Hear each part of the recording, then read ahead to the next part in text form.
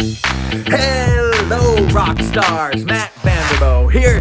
Hey, if you've been watching my channel, then by now you know what a musical cue is, what it does, and the 3 problems it solves.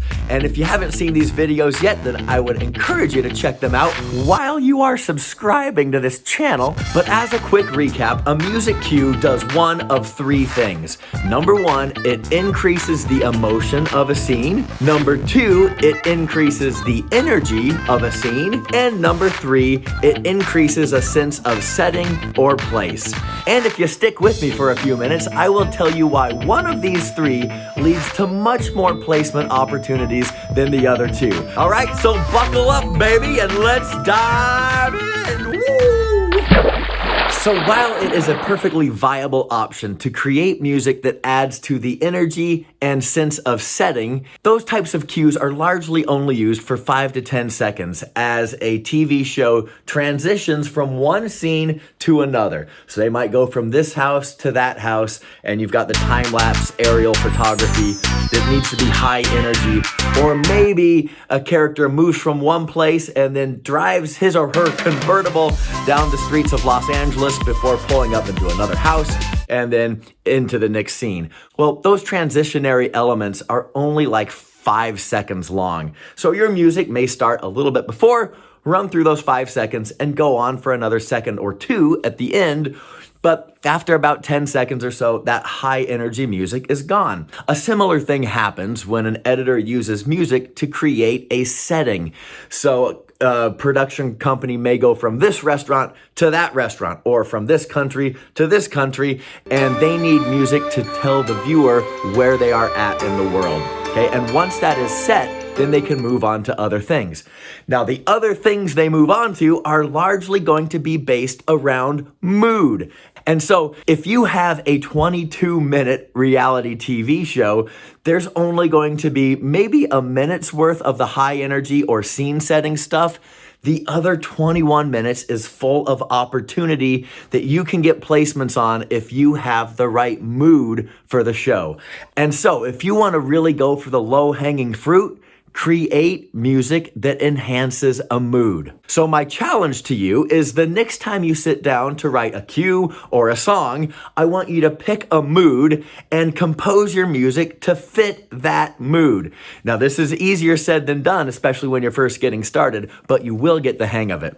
And if you're saying to yourself, well, what kind of moods are there? There's like only 5 or 10, right? Wrong! The human emotional spectrum spans hundreds of potential moods. And if you want a small sampling of those, here's a brief little list, and you could add more to this list as well. But there are quite literally hundreds of moods that you could choose from. And the importance of choosing a mood and composing it correctly will become blatantly apparent when you actually sign your music to a library, and the library asks you to either fill out a spreadsheet or click some buttons in their submission portal that ask you to specify what the mood is of your music. And if you cannot easily isolate the mood, then a library may not sign it, first of all. And second of all, if the library does sign it and delivers it to a show, how in the world is the TV show editor going to find it if they are searching through moods and your track is nowhere near where it should be?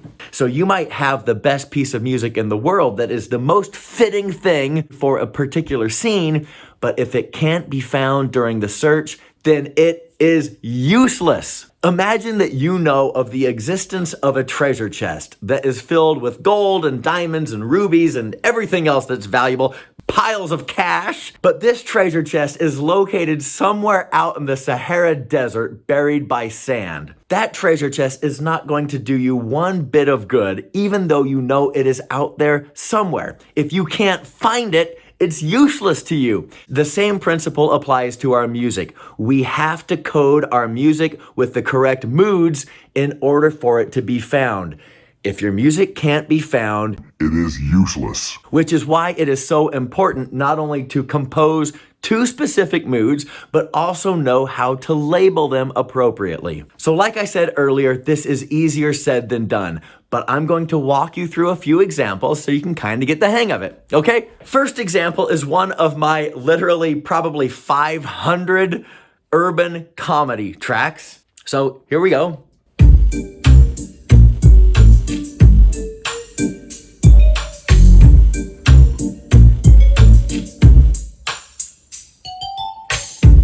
How would you categorize that in terms of mood?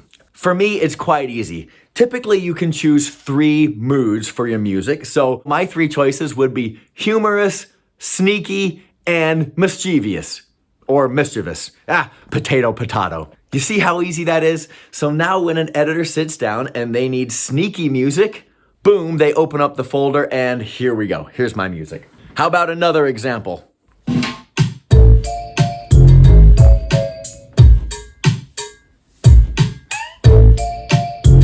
Also, humorous, sneaky, mischievous. Easy. Let's just say that you don't have a personality like mine, and so you don't gravitate towards whack-ass comedy music. Maybe you will make something like this.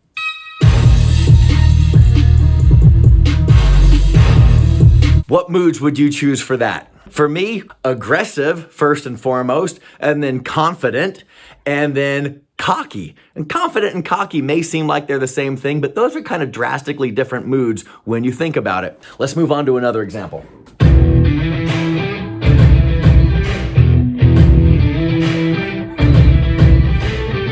That's a nice little swagger rock thing, and I would actually categorize that the same way as I did the previous track. Aggressive, confident, and cocky. So you see, sometimes we can have the same moods, but they span different genres of music. So the genre is not always an indication of what the moods might be. Let me give you another one.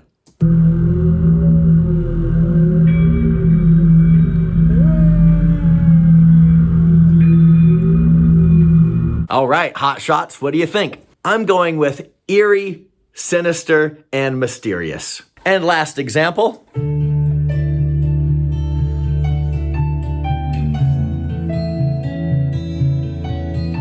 There's your stereotypical heartbreak track. So we can go with heartbreak and melancholy and forlorn. Now, it is important to note that although you may have a great vocabulary and can rattle off a list of hundreds of moods and emotions, sometimes you are going to be limited to a pre-populated list that comes in a submission portal from the music library.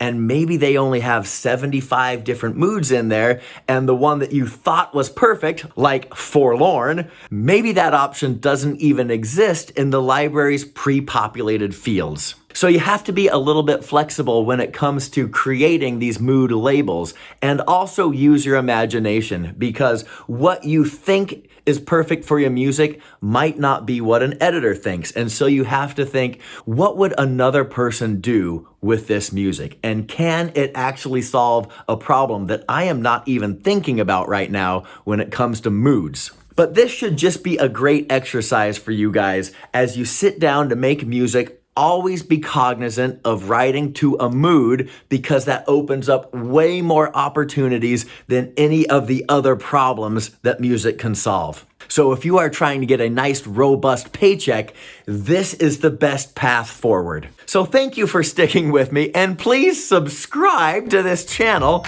And now that you know how important moods are when it comes to music, I hope you can take this information and make lots of great tracks that get lots of placements that make you lots of money, baby! Let's go!